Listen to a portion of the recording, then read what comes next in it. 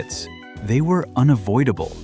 Today, we're counting down the 10 most played songs of the 1970s, the ones radio never let go of. 10. Barracuda, Heart.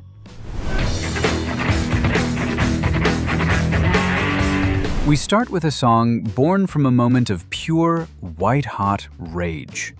After a show, a promoter, echoing rumors already being pushed by the band's label, suggested that Ann and Nancy Wilson were in a romantic relationship for publicity.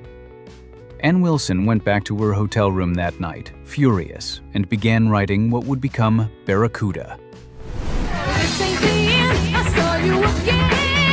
And what's remarkable here isn't just the anger, it's the control.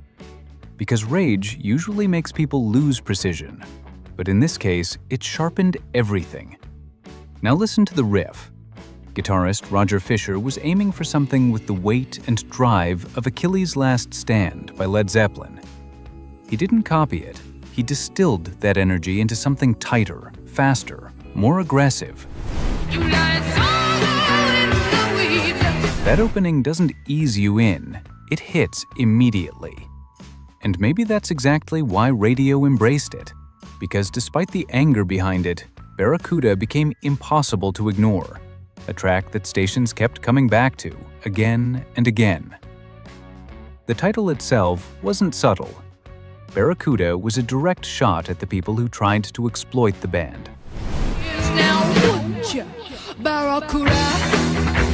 This wasn't just a song, it was a message. 9. Born to be Wild, Steppenwolf. Here is where rock stops being music and becomes a declaration of identity. Mars Bonfire, the brother of the band's drummer, wrote this thinking about one thing: movement, the feeling of the road, of freedom. It started as something simple, almost personal.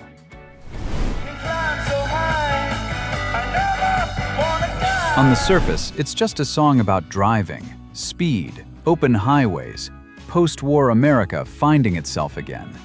But then something unusual happened. Because this song doesn't really belong to the 1970s, and yet it became one of the defining sounds of that decade.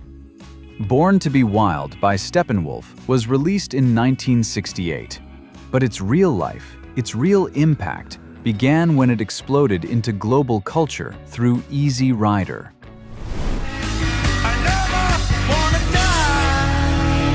The song wasn't written for the film.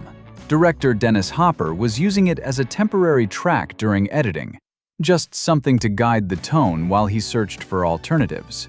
But nothing worked better, because the song didn't just fit the film, it was the film. Motorcycles cutting through the desert, no destination, no rules, just motion. And hidden inside it, something else. The phrase, "Heavy metal thunder." At the time, it was just imagery. Years later, it would help name an entire genre. And once that image connected with the music, there was no separating them anymore. That's when radio stepped in. Because suddenly, this wasn't just a song people liked. It was a song people recognized instantly. And through the 1970s, it kept coming back, on the radio, in culture, in memory. 8. Smoke on the Water, Deep Purple. On December 4th, 1971, Deep Purple arrived in Montreux, Switzerland, to record what would become Machine Head. That night, they went to see a concert by Frank Zappa and the Mothers of Invention at the Montreux Casino, the very place they planned to use as a recording studio. During the show, a fan fired a flare gun into the ceiling.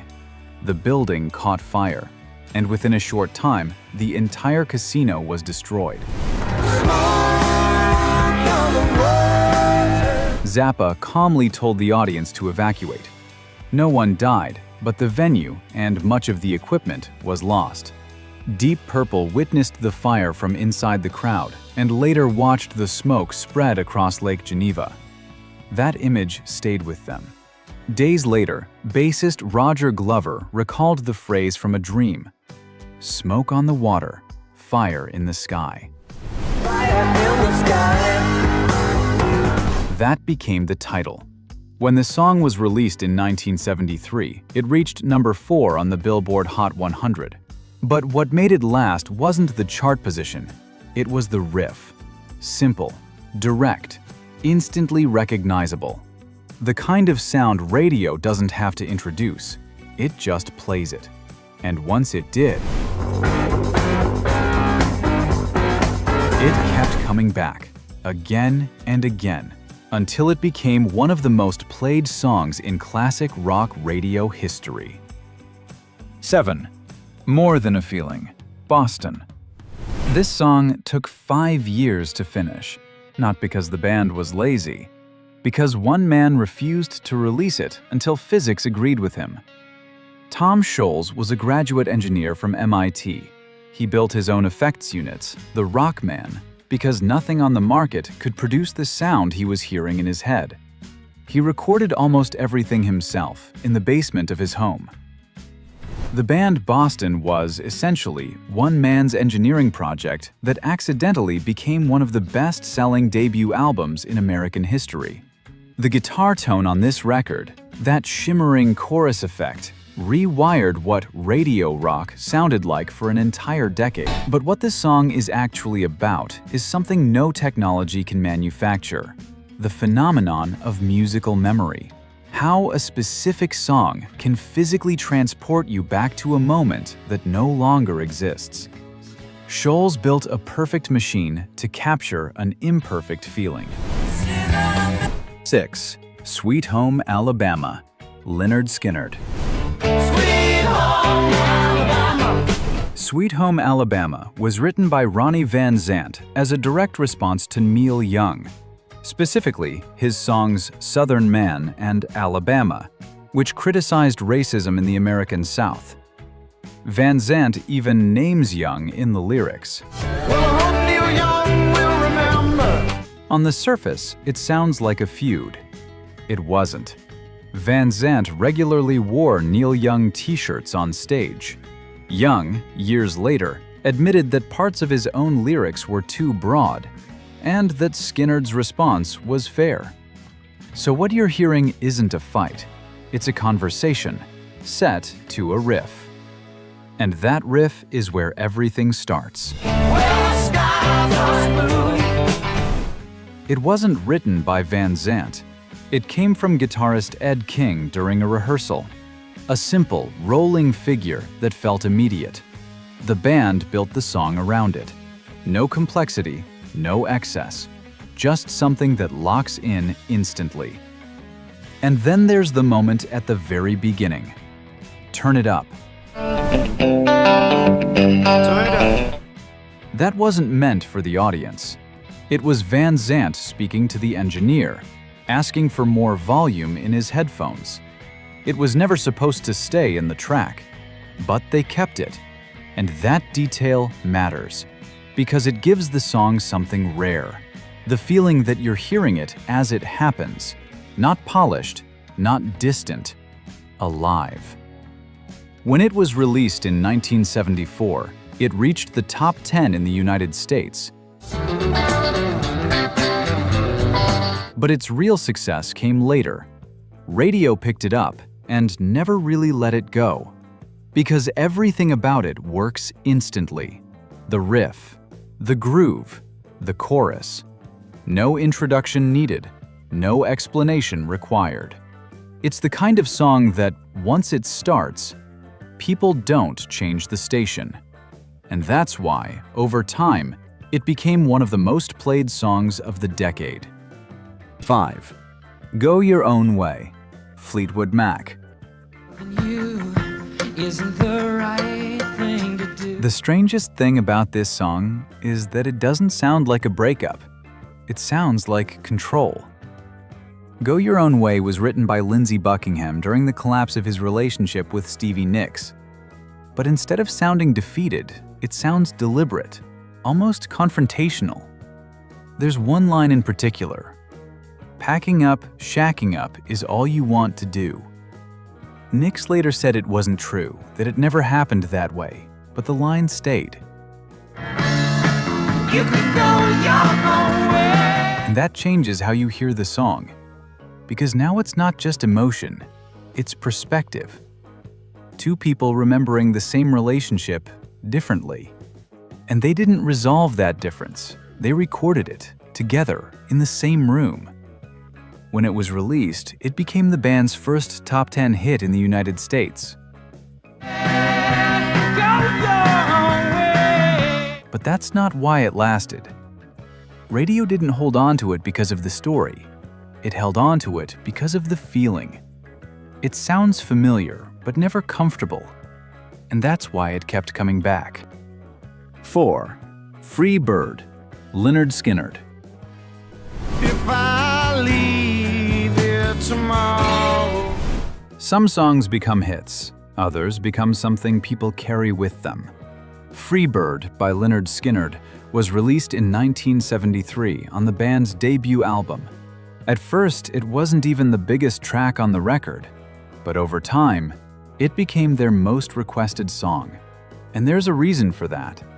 The song starts quietly, almost like a question. Ronnie Van Zant sings about freedom, about not being able to change, about leaving instead of staying. It doesn't feel like a typical rock song. It feels personal. Then, halfway through, everything changes. What follows is one of the most famous guitar endings in rock history, a long, building solo that seems to go on forever. And that's exactly what made it special. Because people didn't just listen to it, they waited for that moment. By the mid-1970s, something unusual started happening. Fans began shouting "Free Bird" at concerts, not just at Lynyrd Skynyrd shows, but everywhere. At first, it was a real request. Then it became a joke. And eventually, it became part of live music culture. Which says something important. This wasn't just a popular song. It was a shared experience. And radio understood that.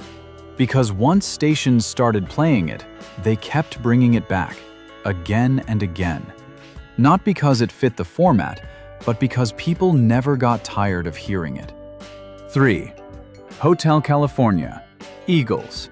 Welcome to the Hotel California. Some songs are hits. Others feel like a place you've been to. Hotel California by Eagles was released in 1976, and almost immediately people started asking the same question. What is this song actually about? Over the years, theories started to spread. Some said it was about a satanic church. Others believed it described an asylum. The band denied all of it. Don Henley explained it more simply. It was about the loss of innocence.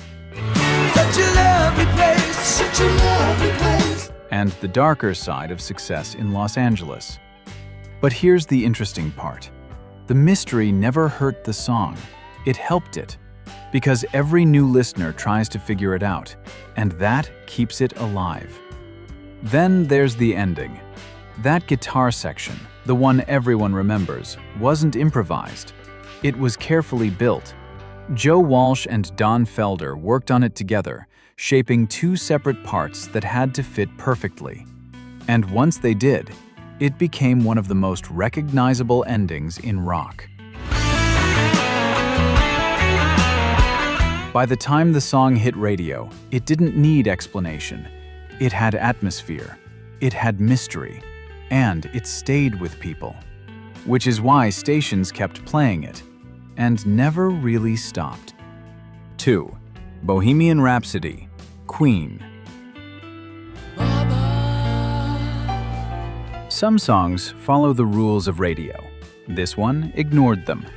Bohemian Rhapsody by Queen was released in 1975, and almost immediately it ran into a problem. It was too long, nearly 6 minutes at a time when radio preferred songs half that length. The label wasn't convinced it would work, But Freddie Mercury had a different idea. He gave a copy to DJ Kenny Everett. Just killed a man. He played it over and over again, and something unusual happened. Listeners started calling the station, asking what that song was. Not because they understood it, but because they couldn't ignore it.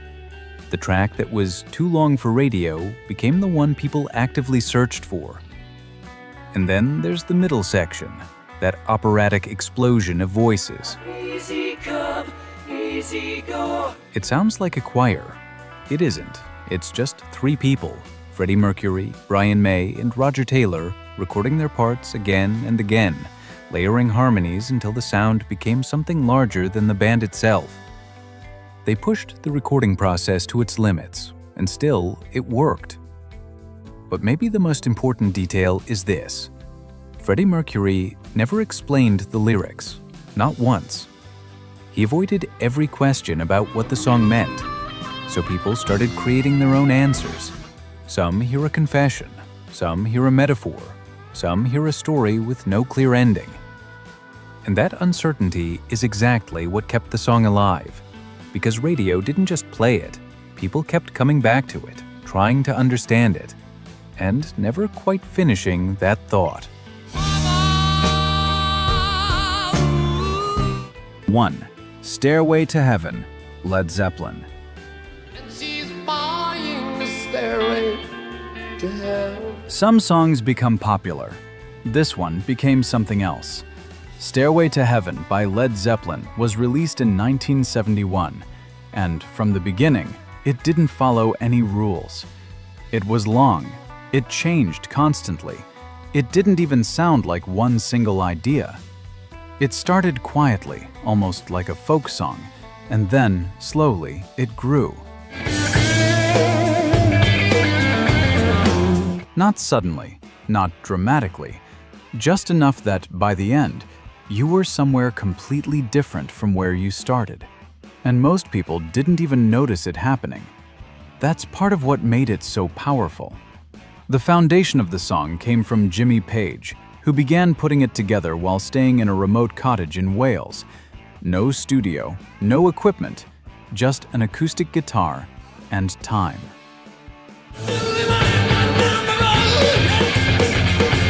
It wasn't built for radio. In fact, it wasn't even released as a single. You couldn't walk into a store and buy just this song. If you wanted it, you had to buy the entire album, Led Zeppelin 4. And still, radio kept playing it again and again. Because once it started, people didn't turn it off. They stayed with it, waiting for where it was going. And then there's the solo. One take was chosen, not carefully assembled note by note, just played and kept. And somehow it felt right. That's the paradox at the center of this song. It wasn't designed to be a hit. It didn't follow the format. And yet, it became one of the most played songs in the history of FM radio. Because sometimes the music doesn't adapt to the system adapts to the music.